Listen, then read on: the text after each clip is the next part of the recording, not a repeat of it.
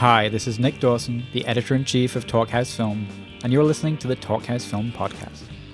Laurie Anderson was an early contributor to the Talkhouse, and in the past year or so has taken part in a couple of great Talkhouse music podcasts with Meryl Garbus from Tune Yards. Anderson is, of course, more than just a musician. She's also an incredibly gifted visual artist and filmmaker, and last fall released the wonderful documentary Heart of a Dog. Thoughtful, witty, and warm, it ponders profound questions about love, death, and language, primarily through the prism of Anderson's relationship with her rat terrier Lolabelle. It's an essay film, sure, but heartfelt and intimate rather than heady and intellectual. This past December, the Rubin Museum of Art in New York City hosted a screening of Heart of a Dog, after which the great Darren Aronofsky, the director of such movies as Pi, Requiem for a Dream, and Black Swan, spoke with Anderson on stage.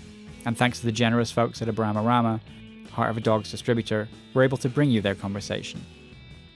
Anderson says at the start that she hates Q&As, but fortunately, this isn't a Q&A but rather a dialogue between two smart, engaged, creative peers, just like all Talkhouse podcasts. Here the two talk about the nature of storytelling, their differing approaches to filmmaking, plus an imagined conversation between Herman Melville and his editor during the writing of Moby Dick, and traumatic stories from each about batteries. I'm happy to see you made it. Yes. I've done these before Q&As, and it's usually really easy for me, but this is really hard. First of all, it's a gift to me to spend time with you, so thank you for that.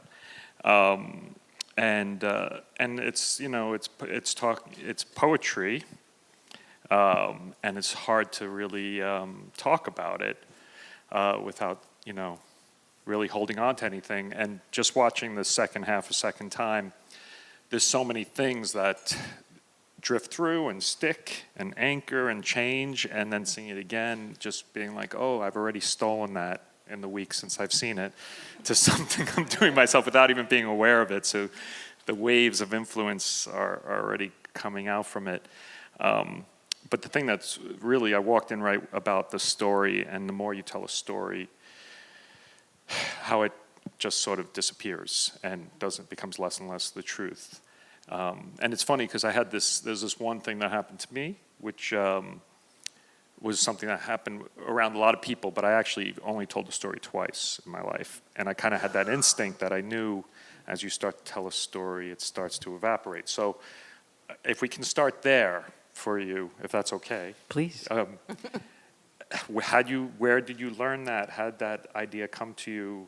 How did that realization happen, etc.? Well, the first thing I want to say is thanks so much for doing this, for being here, and also, I just hate Q&As. This film is made of so many really questions, you know, as you know, and so. You know, and none of them are really particularly answered in any way. So, and it's meant to be a kind of conversation with people. So, jumping in and saying what it means, you know, is a little silly. But I wish you had said that before I did this whole preamble. I hate Q&As. But it is, as you say, this is a film about stories and what they are and how they're made and what happens when you repeat them, and what happens to you when you forget them, or when you tell them too many times, or what happens when somebody imposes a story on you. So one of the subplots is Homeland Security and this kind of way that it's put onto you in some form of information. So, and one example of that is for example, you order a book on Amazon, and then bing, 2 minutes later, they go, well, Mark, you loved that book, you're going to love this one. And I was thinking, like, wait a second, you know, that book that I just ordered was a gift.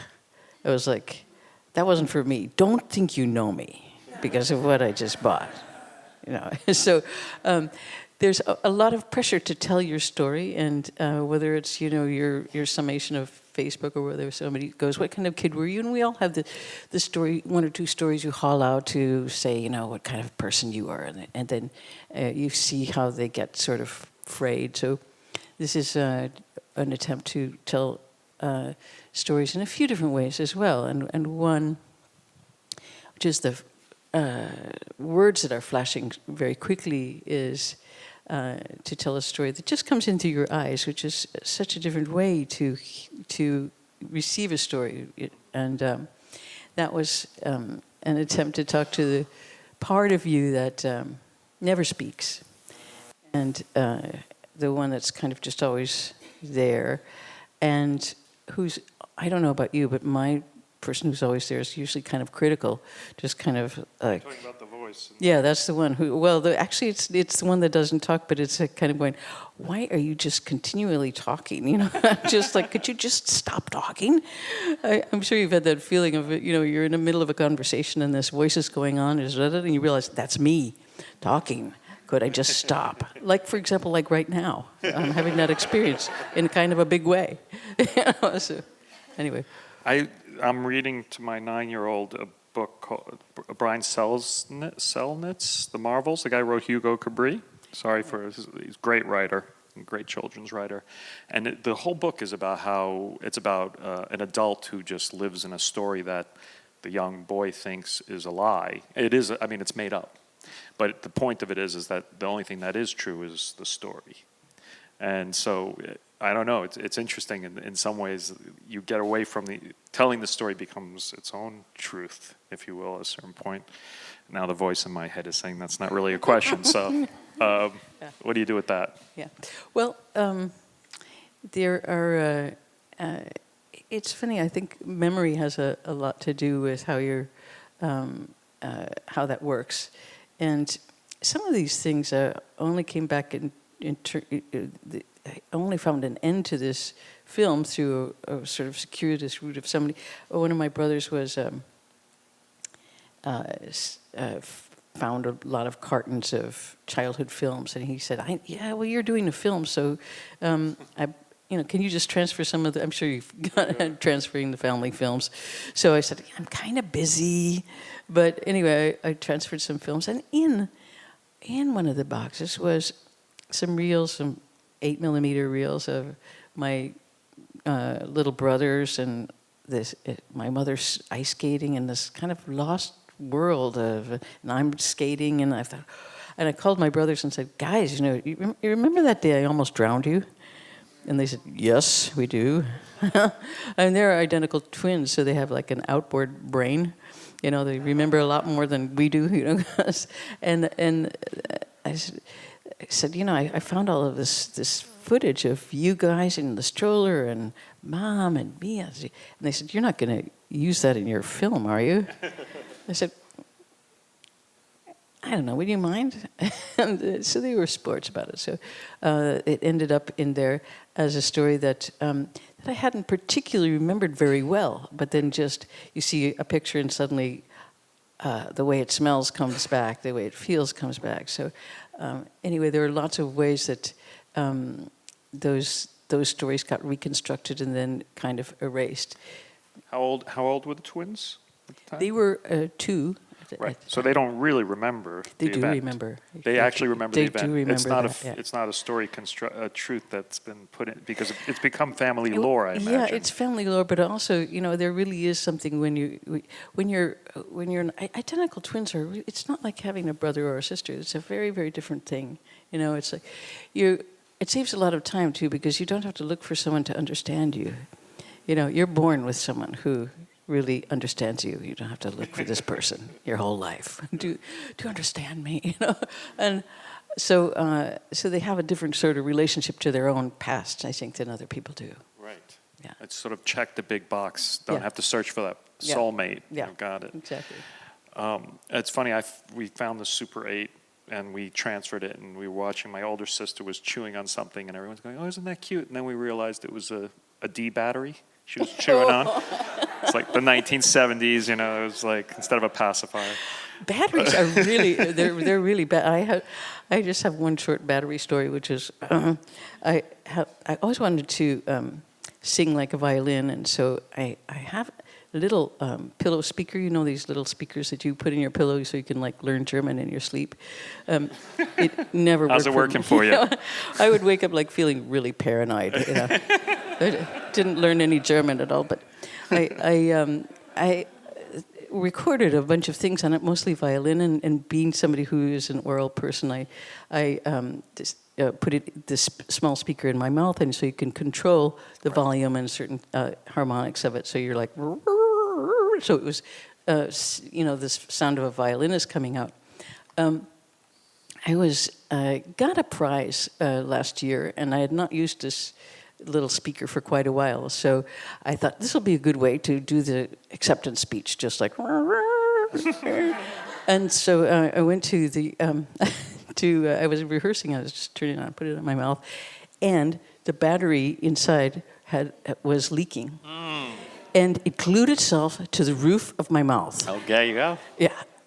And I went to the drugstore, this is in Florida, and with this cable coming out, and this, and I was like,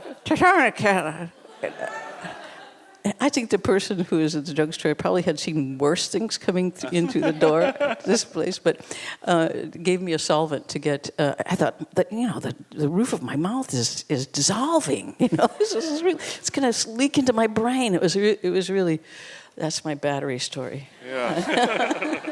That's a freewheeling event here.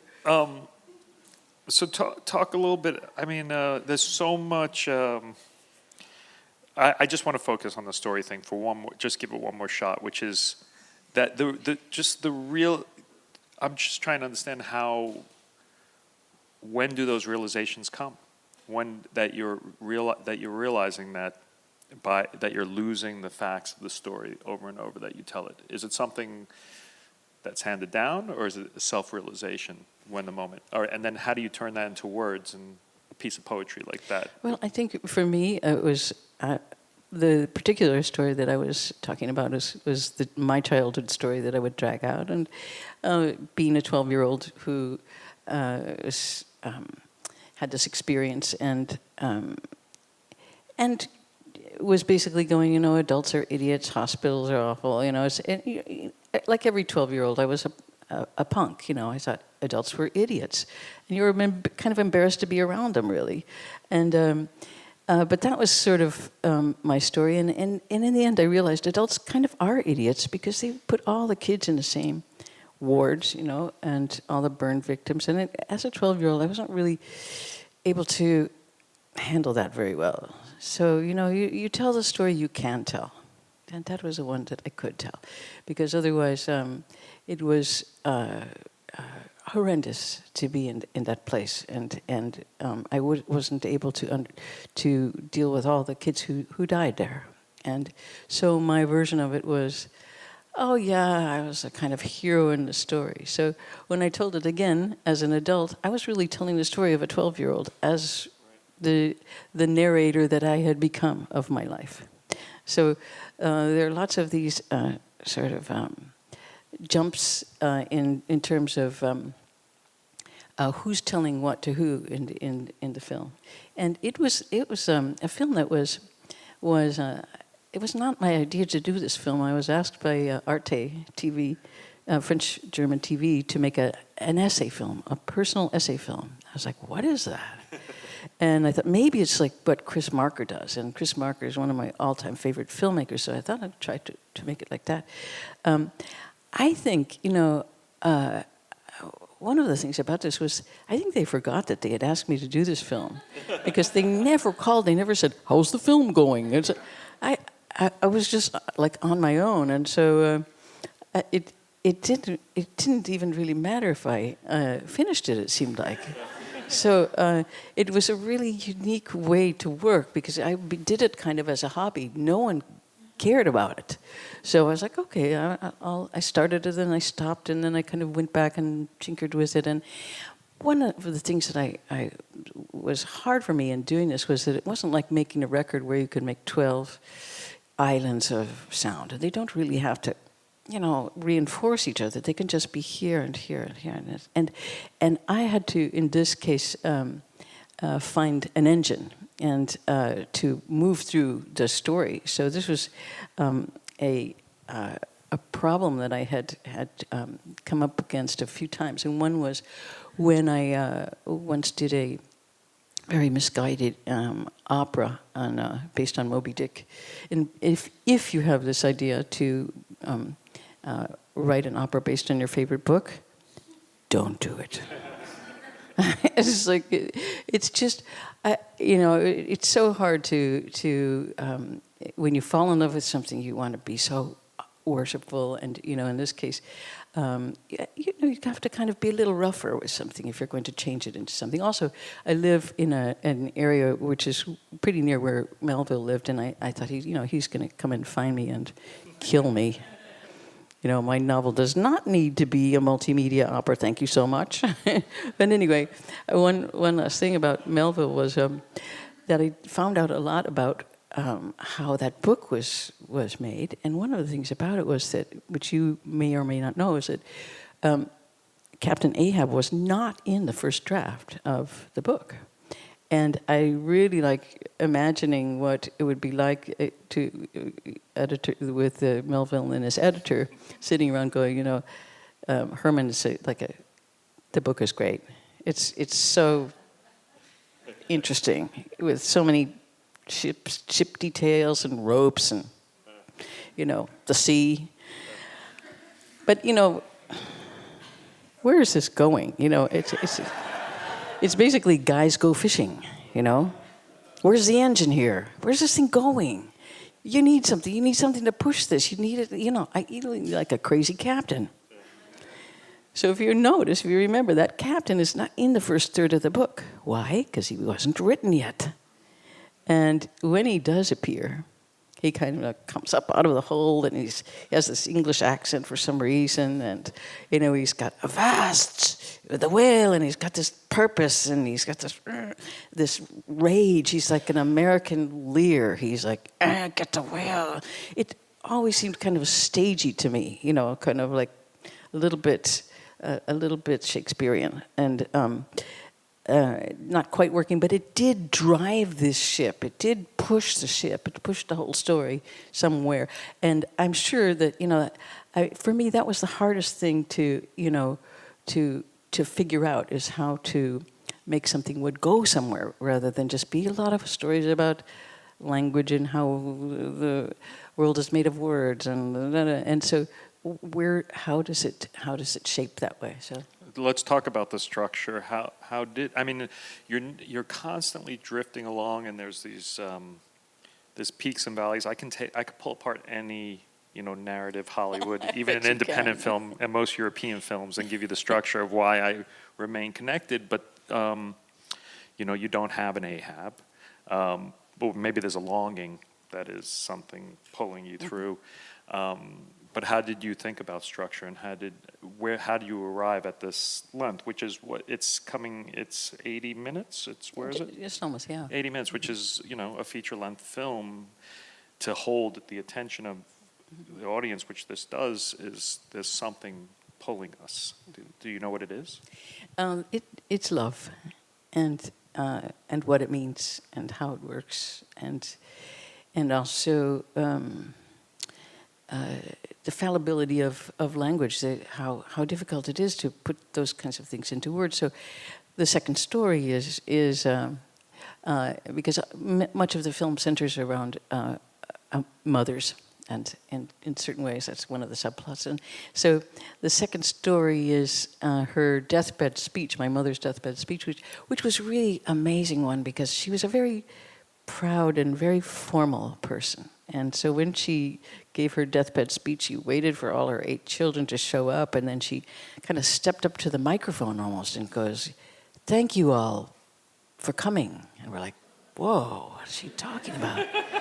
And then she gets a little disoriented as she's talking to the animals who are, she was a real animal lover. They're gathering on the ceiling, and then she's back to talking to history, saying goodbye. And but meanwhile the language is just breaking apart, just shredding. And so this was the one of the questions that pulls it through is how can you speak, and what is it that you can put into words? And so working with a film, and that's not something I usually do, because a lot of this film, in a sense, is almost a radio play.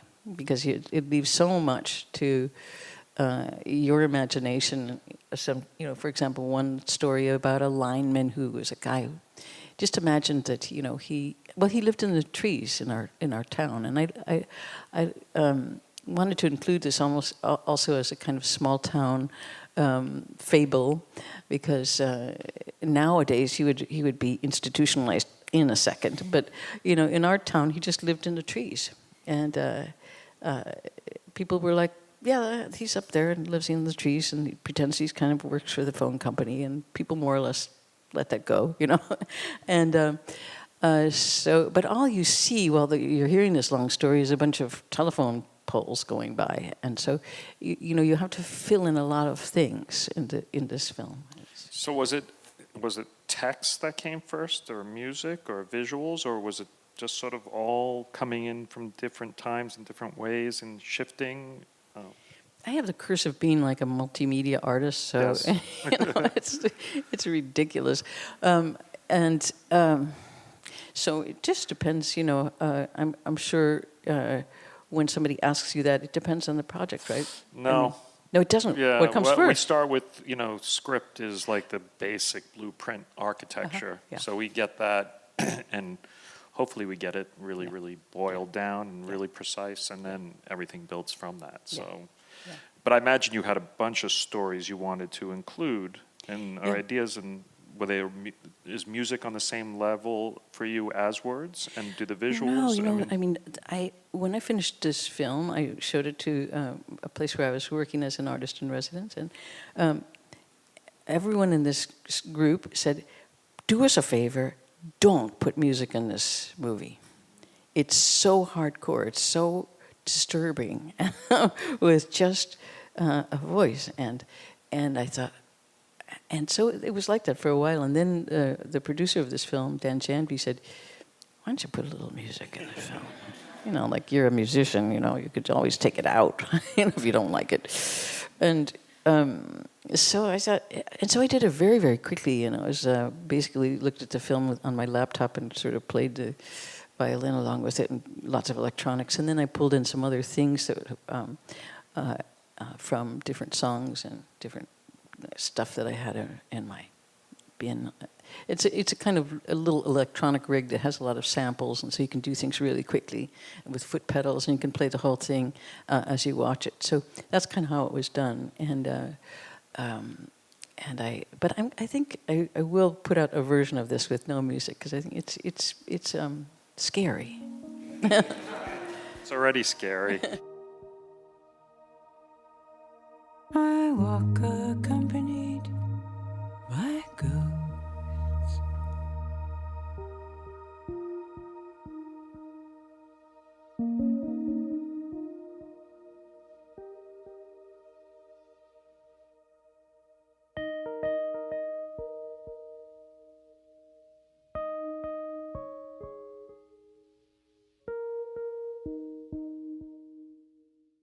This is Nick Dawson from Talkhouse Film, and you've been listening to Darren Aronofsky and Laurie Anderson on the Talkhouse Film podcast.